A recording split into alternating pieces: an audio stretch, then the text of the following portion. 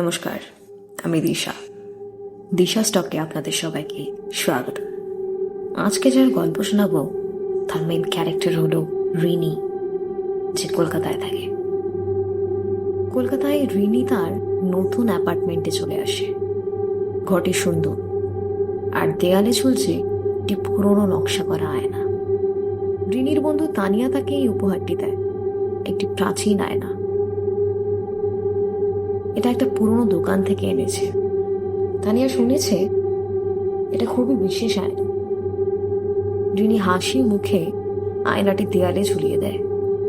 নিজের প্রতিবিম্ব দেখে সে খুশি হয়, কিন্তু কিছু অদ্ভুত বিষয় খেয়াল করে। আয়নায় ঘরটি অন্ধকার দেখাচ্ছে, যেন অন্য কোনো সময়ের।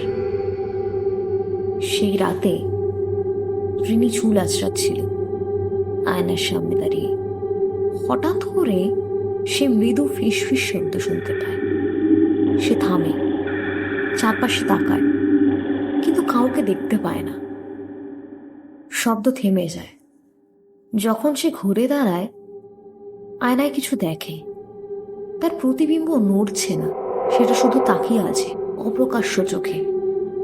পরদিন সকালে রিনি আয়নার কাঠামোর ওপর আঁচড়ের দাগ খেয়াল করে। সে দাগ মুছে ফেলে, কিন্তু সন্ধ্যায় আবার দাগগুলো ফিরে আসে, আরো গভীর, আরো তীক্ষ্ণ।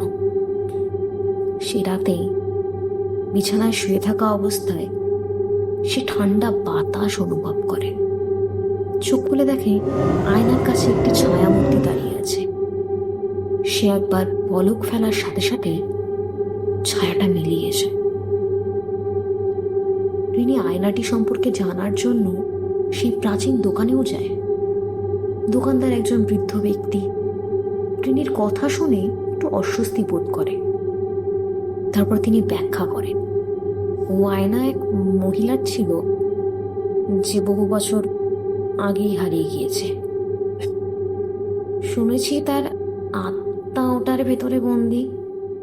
যদি তুমি তার ছায়া দেখো, আয়নাটি ধ্বংস করতে হবে, দেরি করো না। এসব শুনে রিনি সেখান থেকে চলে আসে।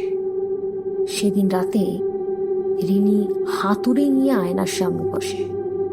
সে তাকে তার প্রতিবিম্ব হাসছে, একটা অদ্ভুত ভয়ঙ্কর হাসি, যা তার মুখের সাথে মেলে না।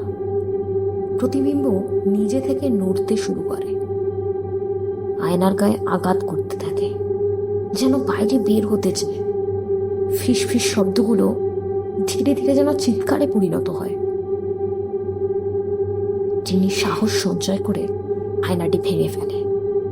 কাঁচ ভেঙে পড়ে, আর এক ভয়াবহ চিৎকার করে প্রতিধ্বনিত হয়। তিনি চারপাশে তাকায়, সবকিছু নিস্তব্ধ। ভাঙা কাচের টুকরোগুলো মাটিতে ছড়িয়ে আছে, আর ঘরের হাওয়া যেন হালকা হয়ে গেছে। কিন্তু যখন সে টুকরোগুলো ঝাড়ু দিতে যায়, এক ছোট্ট কাচের টুকরোতে সে খেয়াল করে যে এক ছায়ামূর্তি প্রতিফলিত হচ্ছে, আর সেটা হাসছে।